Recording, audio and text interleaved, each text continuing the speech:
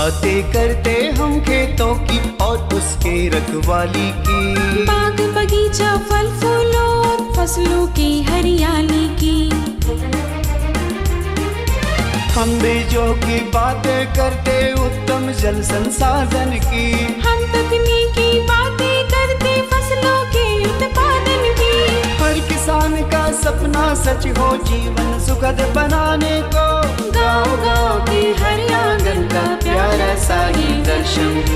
कृषि दर्शन, कृषि दर्शन, कृषि दर्शन, कृषि दर्शन, कृषि दर्शन, कृषि दर्शन, कृषि दर्शन, कृषि दर्शन। किसान भाई बहन मन नमस्कार, जोहार। कृषि दर्शन कार्यक्रम में रौरे मन के बहुत बहुत स्वागत है। किसान भाई बहन मन, हम रौरे मन ले हर हफ्ता नवा जानकारी लेके आविला और रौरे मन की जानकारी देविला। मकिल आज रौरे मन के वो खास जानकारी देवा थी। जानकारी है कि कोरोना के तो रौरे मन देखबे करत थी कि अपन चरम सीमा पर है। से ले कह थी कि एक कोरोना से बचाए ले आपन और अपन छो मन के विशेष ध्यान रखू, मास्क पिंधू और उमन के पिंधाओ, साबुन से हाथ धोऊ और 2 गज कर दूरी तो बनाए कर जरूर रखू। एक बात के रौरमन हमेशा याद रखब। तो चलू अपन कार्यक्रम के आगे बढ़ा थी। कार्यक्रम आगे बढ़ाए कर आगे सबसे पहले चलू मेरे देखा थी कृषि समाचार। नमस्कार, कृषि समाचार में आपका स्वागत है। मैं हूं अर्चना। आइए देखते हैं आज कृषि समाचार में क्या है खास। मत्स्य विभाग राज्य के मछली पालकों को देता है कई प्रकार की सुविधाएं। वर्तमान समय में लत्तेदार सब्जियों में नमी कम है तो तुरंत सिंचाई करें। प्लास्टिक टेट्रा बर्मी बेड द्वारा होता है बेहतर कंपोस्ट निर्माण। राज्य के मत्स्य विभाग द्वारा मत्स्य पालकों की सुविधा एवं विकास के लिए बहुत सारी योजनाएं चलाई जाती हैं, जिसके तहत मछली के बीज भी अब जिले में ही किसानों द्वारा विभाग की सहायता से तैयार की जा रही है। इसके अलावा किसानों को तालाब तक की सुविधा उपलब्ध कराई जा रही है। साथ ही मत्स्य कृषकों का बीमा भी कराया जा रहा है। राज्य के मछली पालक संबंधित अधिकारी से संपर्क कर इन सुविधाओं का लाभ प्राप्त कर सकते हैं। किसान भाइयों, मौसम, फसल और परिस्थिति के अनुसार हमें अपने खेतों में उचित कृषि कार्य भी करने होते हैं। जिन किसान भाइयों ने अपने खेत में कद्दू, करेला, खीरा इत्यादि गर्मा लत्तेदार सब्जियों की फसल लगा रखी है, उन्हें अपने खेत में लगातार नमी बनाए रखने के लिए सिंचाई की व्यवस्था करनी चाहिए। नमी कम हो जाने की स्थिति में उत्पादन पर प्रतिकूल प्रभाव पड़ता है। इसलिए अगर इन लत्तेदार सब्जियों में नमी कम है तो तुरंत सिंचाई करें। जो किसान भाई इस समय गर्मा मक्का लगाने के इच्छुक हैं, वे बेहतर उत्पादन के लिए इसके उन्नत प्रभेदों का चुनाव करें। मक्का के उन्नत प्रभेदों में बिरसा विकास मक्का 1 एवं 2, HPQM 1 और 4, शालीमार इत्यादि प्रभेद बेहतर माने जाते हैं। गर्मा फसल के रूप में मक्का के इन प्रभेदों को लगाकर लाभान्वित हुआ जा सकता है। बिरसा विकास मक्का 1 एवं 2, HPQM 1 और 4, शालीमार के 1, 2, 3 और 4 मक्का के ये प्रभेद गर्मा फसल के लिए बेहतर माने जाते हैं। वर्तमान समय में इनकी बुआई की जा सकती है। 1 हेक्टेयर भूमि में 15 से 20 किलोग्राम की दर से बीज पर्याप्त होते हैं। बुआई से पूर्व बीजों को उपचारित कर लेना अच्छा होता है। बुआई के उपरांत उचित कृषि कार्यों को करके 50 से 60 क्विंटल तक मक्का की उपज पाई जा सकती है। लत्तर वाली या कद्दू वर्गीय सब्जियों में अन्य कीटों के साथ फल मक्खी नामक कीट लगते हैं। फल मक्खी कीट कोमल फल में छेद कर उसमें अंडा दे देते हैं, जिससे इस कीट का विस्तार तेजी से होता है। ये पूरी फसल को काफी नुकसान पहुंचाते हैं और फलन अच्छी तरह नहीं हो पाता। फल मक्खी के नियंत्रण के लिए ग्रसित पौधों को नष्ट कर दें। लत्तर की जड़ के आसपास अच्छी तरह से निकाई करें। साथ ही मेलाथियान 50 EC दवा की 50 मिलीग्राम मात्रा और 500 ग्राम गुड़ को 50 लीटर पानी में घोलकर पौधों पर छिड़काव करना लाभकारी होता है।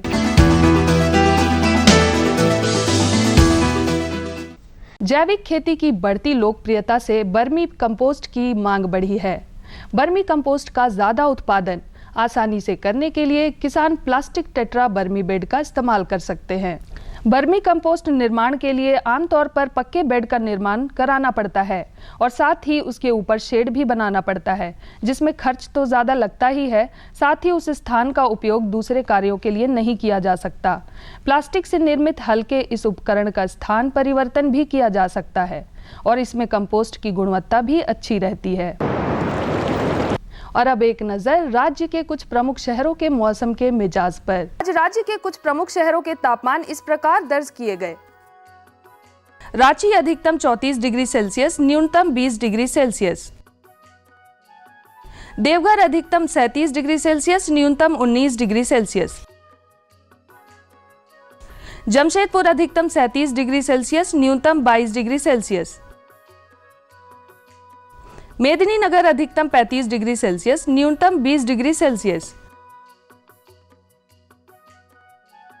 धनबाद अधिकतम 37 डिग्री सेल्सियस, न्यूनतम 19 डिग्री सेल्सियस। कृषि समाचार में आज इतना ही। किसान भाइयों, आपसे अनुरोध है कि कोरोना का टीका अवश्य लगवाएं। साथ ही सरकार द्वारा निर्देशित सामाजिक दूरी एवं अन्य निर्देशों का पालन करते हुए कृषि कार्य करें, ताकि हम और हमारा देश स्वस्थ रहे, सुरक्षित रहे। इसी के साथ अगले अंक तक के लिए दीजिए इजाजत। नमस्कार, जोहार। किसान भाई बहन मन, कृषि समाचार में रोरे मन तकनीक कर बारे में, उपकरण कर बारे में, मौसम कर हाल कर बारे में और कृषि संबंधी नवा जानकारी मिलक। एखन बेरा हो जाए एक छोटा सा विराम के। हम विराम के बाद घूर के आवा थी और रोरे मन के जानकारी देवा थी।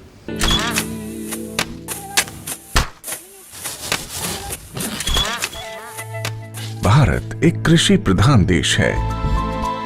भारतीय अर्थव्यवस्था में कृषि एक मुख्य स्तंभ की तरह है और हमारे किसान अन्नदाता। लेकिन कभी कभी प्रकृति के सख्त तेवर के कारण हमारे किसानों को उचित कृषि उत्पाद हासिल नहीं हो पाता।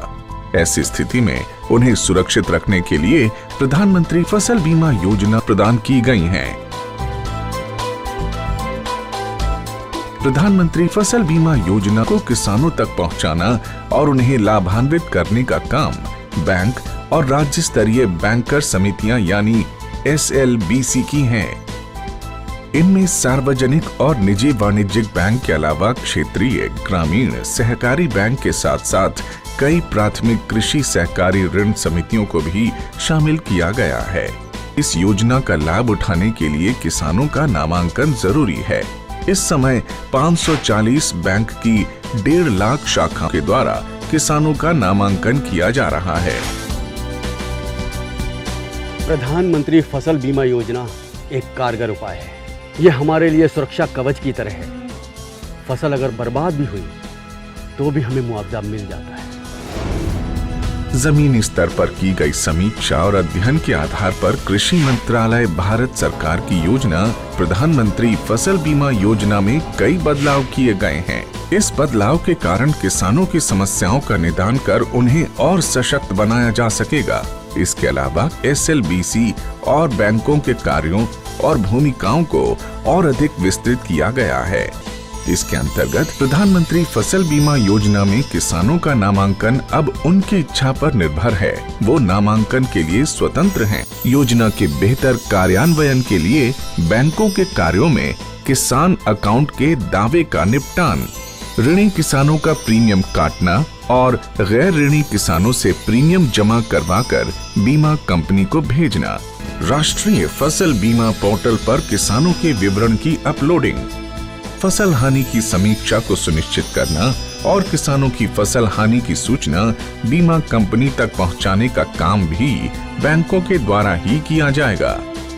इसी प्रकार योजना को क्रियान्वित करने वाले बैंक योजना से संबंधित विशेष जागरूकता अभियान को समय समय पर ऋणी और गैर ऋणी किसानों के लिए आयोजित करेंगे। ऋणी किसानों को योजना में भाग लेने के लिए उन्हें कॉल या SMS के द्वारा भी संपर्क और सूचित किया जाएगा। नामांकन की सुविधा के लिए जन धन खाता या बचत खाते का होना जरूरी है। गैर ऋणी किसानों का बैंक में खाता मौजूद नहीं है तो पहले उनका बचत खाता खोलकर सभी सुविधाएं दी जाएंगी। बैंक की शाखाओं को घोषणा पत्र की हार्ड और सॉफ्ट कॉपी को भविष्य में पत्राचार के लिए संभाल कर रखना होगा और उसकी एक कॉपी या एक्नॉलेजमेंट किसान के हवाले किया जाएगा। नामांकन के लिए कट ऑफ डेट से 2 दिन पहले तक बीमा के लिए फसल का नाम बदलने का प्रावधान होगा। बैंक की शाखाएं नेशनल क्रॉप इंश्योरेंस पोर्टल पर सभी विवरण भी दर्ज करेंगी। सभी किसानों और विशेष ऋणी किसानों के आधार नंबर को जांचकर बैंक द्वारा अपडेट किया जाएगा। राज्य और जिला अधिकारी संबंधित एजेंसी और बीमा कंपनी के समक्ष किसानों को शिकायतों की सुविधा प्रदान करने का काम भी बैंकों के द्वारा किया जाएगा। SLBC बैंकों के लिए स्थापित एक शीर्ष संस्था है। यह संस्था राज्य सरकार और भारत सरकार के साथ समन्वय स्थापित कर सदस्य बैंकों के द्वारा प्रधानमंत्री फसल बीमा योजना को क्रियान्वित कर भारत के किसानों को सशक्त करने का काम कर रही है और उसका सीधा लाभ हमारे देश के किसानों तक पहुंचाया जा रहा है। सशक्त किसान, देश की शान। तो किसान भाई बहन मन, आज कर जो जानकारी है बहुत सुंदर है, बहुत बढ़िया है। इस जानकारी के रोरे मन जरूर देखब, काले कि ये जानकारी जो है प्लास्टिक और थैला में पौधा उगाए के पर्यावरण के कैसे संरक्षित करत हैं, और यह इनका नाम है उपेंद्र पांडे। तो भाई देखो, कहे कर मतलब है कि प्लास्टिक थैला तो रोरे मन जानबे करीला कि उके नष्ट नहीं कर सकीला, कितनो कोनो कर लो, मकिल वह प्लास्टिक कर थैला में पौधा उगाए के और पर्यावरण के संरक्षण करत हैं। इकर बारे में चलो जानकारी लेवा थी। हम सब का जीवन पर्यावरण के अस्तित्व के साथ ही जुड़ा है। इसे संतुलन रख कर ही हम कोई कार्य कर सकते हैं। पर्यावरण खत्म तो सब कुछ खत्म। इसलिए पॉलीथीन से भी निजात पाने के लिए सरकार द्वारा कई योजनाएं तैयार की गई हैं और कई योजनाओं पे कार्य किया जा रहा है। पर इसके अतिरिक्त अगर हम भी जागरूक बने तो कई हद तक पर्यावरण को संरक्षित करने का कार्य कर सकते हैं। रामगढ़ जिले के रहने वाले उपेंद्र पांडे शायद ऐसे ही एक कार्य में लगे हैं। पेड़ पौधे हमारे जीवन की अभिन्न अंग है। पर्यावरण हमारे जीवन का एक अभिन्न अंग है। पेड़ पौधे जहां हमें जीवन देती है, वहीं प्लास्टिक इस पर्यावरण का सबसे बड़ा शत्रु है। लेकिन सही सोच, सही दिशा से इस प्लास्टिक का सही इस्तेमाल करके हम अपने पर्यावरण को कैसे संरक्षित रख सकते हैं, आइए इसी संबंध में आज हम बातचीत करेंगे रामगढ़ जिले के श्री उपेंद्र पांडे जी से। उनसे जानेंगे कि ये सोच उनके जीवन में कब और कैसे आई और इससे उनको क्या लाभ मिल पा रहा है। पॉलीथीन दान अभियान की शुरुआत 2013 में हम लोग दिल्ली गए थे, हम और पत्नी। और पत्नी के साथ आने के बाद वहाँ के जो स्थिति जो हम लोगों ने देखा वो भयावह थी। पॉल्यूशन से बुरा हाल था, प्लास्टिक से बुरा हाल था। लोगों को हॉस्पिटल में देखा। वहाँ से आने के बाद पत्नी ने कहा कि हम लोग कुछ ऐसा करते हैं जिससे इन्वायरमेंट को हम लोग सुधार सकें। ऐसा नहीं हो कि हमारा हाल जो है आने वाले समय में रामगढ़ का भी हाल जो है वो दिल्ली ऐसा हो। प्रधानमंत्री जी का जो सोच है प्लास्टिक मुक्त भारत जी, उसको आप किस रूप में ले रहे हैं और उसमें कितना मदद कर पा रहे हैं आप? नहीं, वही मैं आपको बतला रहा था कि 2014 में ही ये सोच आ गई थी और हम लोग इस मुहिम में हम लोग आगे बढ़ गए थे और लोगों से हम लोगों ने बोलना शुरू किया कि आप पॉलीथीन दीजिए और बदले में हम लोग आपको पौधा देंगे। और सबसे जो ज़्यादा इसमें सहयोग किया घर में काम करने वाली आया ने, वो लोग अपने जहाँ काम करती है वहाँ से पॉलीथीन लेकर आती थी, ठीक ना, और फिर हम लोग उनको बदले में पौधा देते थे। यहीं से शुरुआत हम लोग की शुरू हो गई। उपेंद्र जी आज पॉलीथीन बैग का इस्तेमाल कर सब्जियों का उत्पादन कर रहे हैं।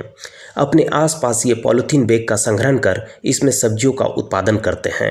ये अथक प्रयास का नतीजा है, क्योंकि इसमें अगर पैसे से अगर जोड़ना चालू करें तो ये बहुत हज़ारों लाखों में चला जाएगा। हम लोग रोज़ सुबह 4 से 5 घंटा मेहनत करते हैं और उसी से पौधे तैयार करते हैं। आज कहाँ देख रहे हैं इस मुहिम कहाँ तक पहुँच पाई है? ये 7 साल में ये मुहिम वो अब जब हम लोग पीछे मुड़कर देखते हैं तो अभी तक तकरीबन 12 टन प्लास्टिक को हम लोगों ने रिसाइकिल करने के लिए दे दिया है और जिनको दिया है वो इसको रिसाइकिल करते हैं।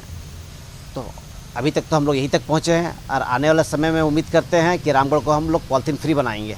पर्यावरण के प्रति अपनी जिम्मेदारी निभाने वाले उपेंद्र जी पेशे से एक शिक्षक हैं और बच्चों के उज्जवल भविष्य के लिए उन्हें शिक्षित करने के साथ ही इन्होंने वातावरण के प्रति भी जिम्मेदारी उठाई है।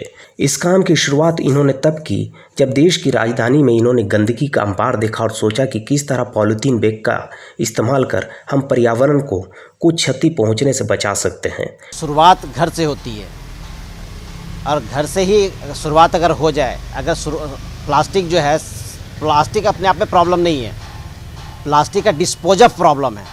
अगर सही तरह से उसका निष्पादन हो जाए तो कोई दिक्कत नहीं है। प्लास्टिक का निष्पादन की ज़रूरत है। तो अगर घर के शुरुआत से ही अगर सेग्रीगेट होना चालू हो जाए, जैसे अभी हम लोग ने कैंटोनमेंट के सीईओ से बातचीत की है और इस अभियान को देखकर वो इतने खुश हुए हैं कि वो इस अभियान को हाथों हाथ लिए हैं और बहुत जल्द जो है अनाउंसमेंट हो रही है रामगढ़ में कि आप अपने प्लास्टिक को अलग करके रखें। एक गाड़ी चल रही है, आप उस प्लास्टिक को, उस गाड़ी में सिर्फ प्लास्टिक रहेगी। सर, यहाँ पर हर एक लोग जो है बदलाव की बातें करते हैं पर खुद में बदलाव कोई नहीं चाहता। हम ये चाहते हैं कि लोग खुद में बदलाव लाएं। सर, बोला जाता है कि CSR, कॉर्पोरेट सोशल रिस्पॉन्सिबिलिटी, पर एक्चुअली ये होना नहीं चाहिए। होना ये चाहिए, CSR का दूसरा अर्थ निकालना चाहिए, वो है सिटीजन सोशल रिस्पॉन्सिबिलिटी, जिसको आप इंडिविजुअल सोशल रिस्पॉन्सिबिलिटी बोल सकते हैं। हर एक व्यक्ति का नैतिक कर्तव्य है कि वो अपनी जिम्मेवारी को समझे और उसके अनुसार जो वो इन्वायरमेंट वो अपने पूर्व जन्म में मैंने पिछले वो लिया है, वो अगले पीढ़ी को वो सूद समेत वापस करे। एक छोटी सी सोच के साथ आज उपेंद्र जी ने एक बड़े काम की शुरुआत की और प्लास्टिक का उपयोग कर अपने घर में हर तरह की सब्जियां उगा रहे हैं। साथ ही दूसरों को भी इस काम से जुड़ने के लिए प्रेरित कर रहे हैं। सबसे पहले तो मैं बोलूँ कि लोगों को मोटिवेट करने का श्रेय भी जो जाता है हमारी मेट को ही जाता है। जब वो वहाँ से प्लास्टिक लेके आती थी तो इन्होंने ही कहा कि ये प्लास्टिक हम वहाँ देते हैं और उसके बदले पौधे मिलते हैं। तो ऐसे ही लोग हमारे पास कब 1 करके 2 करके 3 करके ऐसे ही आते गए और ऐसे ही ये कारनामा बढ़ते चला गया, जो कि आज बहुत ज़्यादा बढ़ा हुआ है। मेरा नाम नैन्सी है और यहाँ पे उपेंद्र सर के पास मैं यहाँ पढ़ाई करने के लिए आती हूँ। मैं CSIR नेट एग्ज़ाम की प्रिपरेशन कर रही हूँ और जब हम सारे बच्चे यहाँ पर एक साथ आकर पढ़ाई करते हैं तो हमें पर्यावरण से बहुत नज़दीक महसूस होता है। और यहाँ पे इतने सारे पेड़ पौधे होने की वजह से यहाँ का टेम्परेचर भी और गर्मी भी बाहर के कंपेयर में थोड़ी कम रहती है। तो हमें बहुत फ्रेश माहौल जैसा महसूस होता है पूरे टाइम और साथ में सबके साथ एक बहुत अच्छा इन्वायरमेंट मिलता है जो अभी लॉकडाउन पीरियड में घर पे नहीं मिल पाता है। मेरा नाम शानू अग्रवाल है और मैं इस संस्थान से 2016 में जुड़ी। जब मैं यहाँ आई थी तो उस समय मुझे मतलब कि इतनी अवेयरनेस नहीं थी, ना ही पढ़ाई के बारे में और ना ही मतलब पर्यावरण को लेकर। परंतु जब मैं इस संस्थान से जुड़ी तो मैं अपने पढ़ाई के प्रति भी अवेयर हुई और मैं अभी करेंटली UPSC के लिए प्रिपेयर कर रही हूँ।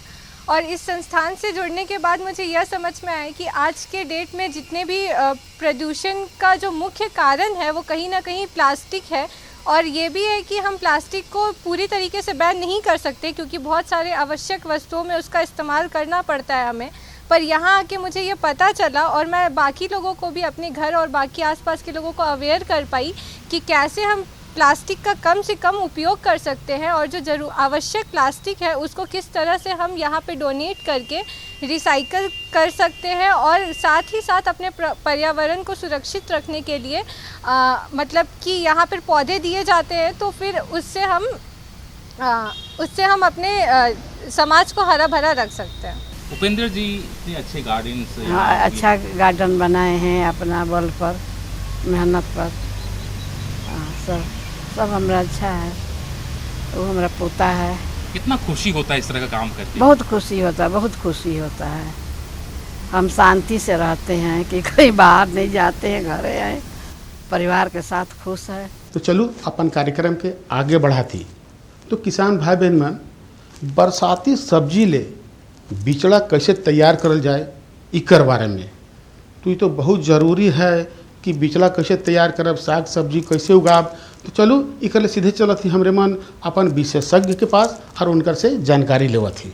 आज हम KBK मांडू में हैं और हमारे साथ हैं यहाँ के कृषि वैज्ञानिक डॉक्टर धर्मजीत खैरवार जी, जिनसे हम बातचीत करेंगे और जानेंगे कि बरसाती सब्जियों का बिचड़ा प्रबंधन किस प्रकार से किया जाए। आपका हमारे कार्यक्रम में बहुत बहुत स्वागत है। सबसे पहले तो हम आपसे यही जानना चाहेंगे कि बरसाती सब्जियों का जो बिचड़ा है उसके प्रबंधन की बात की जाए तो कैसे उसको किया जाना चाहिए।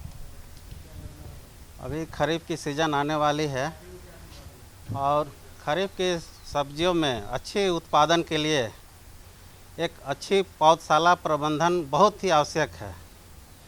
इसलिए हमें कुछ ज़रूरी बातों का ध्यान देना है। क्योंकि बरसात का मौसम आने वाली है तो खरीफ सीज़न में सब्जियों की नर्सरी के लिए, पौधशाला के लिए हमें कुछ विशेष बातों का ध्यान रखना है। जैसे भूमि का चुनाव, हमें ऐसी भूमि का चुनाव करना है नर्सरी के लिए जो थोड़ा उठी हुई हो, उचला जगह हो, जहाँ सूर्य का प्रकाश अच्छे से आता हो, जहाँ पानी के निकास का साधन अच्छा हो, जहाँ हवा का बहाव ठीक हो और बहुत दूर ना हो हमारे खेत से, ताकि अन्य और कार्य क्रियाओं को करने में आसानी मिल सके। हमें ऐसी जगह का चुनाव करनी चाहिए। नर्सरी जैसे कि मैंने आकार साइज बताया आपको, 1 मीटर गुना 3 मीटर स्क्वायर पर हम लोग एक नर्सरी का बेड बनाते हैं। तो हम लोग अच्छी तरह से जुताई कुड़ाई करते हैं। उसमें क्या करते हैं, सबसे पहले जो भी हमारा घास फूस हो, पत्थर हो या घास की जो जड़ें हो, उन्हें हम अलग कर दें। उसके बाद में अच्छी तरह से निकाई गुड़ाई जुताई करने के बाद में हम उसमें, जैसे कि जो एरिया है आपका, मैं 1 गुना 3 मीटर स्क्वायर के लिए बताता हूँ आपको क्या करना है। अच्छी तरह से जुताई करने के बाद में मिट्टी को भुरभुरा बना लें। उसमें 15 किलोग्राम गोबर मिला लें, 400 ग्राम आप SSP ले लें, 200 आप 40 ग्राम SSP लें, 20 ग्राम यूरिया लें और 20 ग्राम पोटास लें। और कीटनाशी कोई भी, जैसे आपका हो गया साइपरमेथ्रिन या मालाथियन, 5 ग्राम वो ले लें। और फफूंदनाशी जैसे आपका मैंकोजेब दवा हो गया या वेविस्टिन हो गया, उसको लगभग 10 ग्राम ले लें और मिट्टी में अच्छी तरह से मिला दें। उसके बाद में आप अच्छे से उसको मिलाते हैं। और आप ये ध्यान देना है कि अच्छी नर्सरी के लिए बलुई दोमट मिट्टी होने से अच्छा रहता है, जिसका pH मान 6.5 से 7 हो। अगर मिट्टी थोड़ी भारी हो या चिकनी हो तो उसमें हम थोड़ा बालू भी मिला सकते हैं। और मृदा का उपचार करने के लिए हम क्या कर सकते हैं, 25 मिलीलीटर प्रति लीटर पानी के हिसाब से फॉर्मल्डेहाइड का उपयोग करेंगे, सींचेंगे उसमें। तो जो भी पौधे का जो गलन वाली बीमारियां वाली समस्या है वो ठीक हो जाएंगी। अब आते हैं कि उसे लगाना कैसे है। तो छींट कर या बिखेर कर बीज नहीं बोना है। ऐसा बोने से बहुत अच्छी वृद्धि नहीं मिल पाती है, समान वृद्धि गाछियों की नहीं हो पाती है। इसीलिए बीज हमेशा लाइन में ही लगाएं।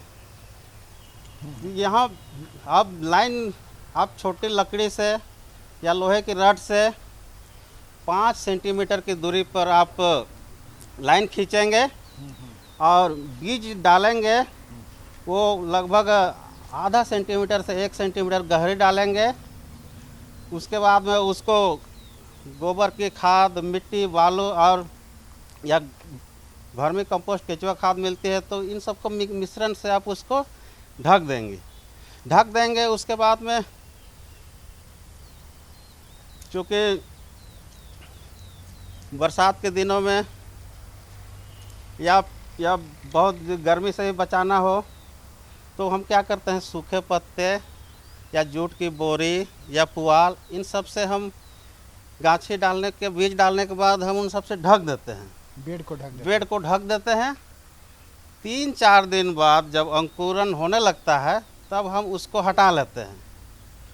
फिर हम बाद में जब देखते हैं कि बीज बहुत घना कहीं हो गया हो तो उसका हम थिनिंग भी करते हैं। थिनिंग करने से ये तात्पर्य है कि एक गांछी का जड़ दूसरे गांछी से न सटा हो और एक लाइन में जो हमने बीज डाला था वो 1 सेंटीमीटर या आधा सेंटीमीटर के दूरी पर हो। तो किसान भाई बहन मन बताओ, ये दुयो जानकारी रोरे कैसे लागलक? बेस जानकारी है नहीं। और किसान भाई बहन मन कहे कर मतलब है कि अगर इस जानकारी को रौठिन है या हमरे से कोई जानकारी चाहिए तो पता के जरूर लिखूँ। पता है कार्यक्रम कृषि दर्शन द्वारा केंद्र निदेशक दूरदर्शन केंद्र रातू रोड रांची और पिन कोड संख्या है 834001। तो आज रौरमन इजाज़त दो वकील एहे दिना और एहे बेरा नवा जानकारी के साथ और उपस्थित होब। तब तक इजाज़त दो। नमस्कार, जोहार। हम बीजों की बातें करते उत्तम जल संसाधन की, हम तकनीकी बातें करते फसलों के उत्पादन की। हर किसान का सपना सच हो जीवन सुखद बनाने को, गाँव-गाँव के हर आंगन का प्यारा सा ये दर्शन। कृषि दर्शन, कृषि दर्शन, कृषि दर्शन, कृषि दर्शन, कृषि दर्शन, कृषि दर्शन, कृषि दर्शन, कृषि दर्शन।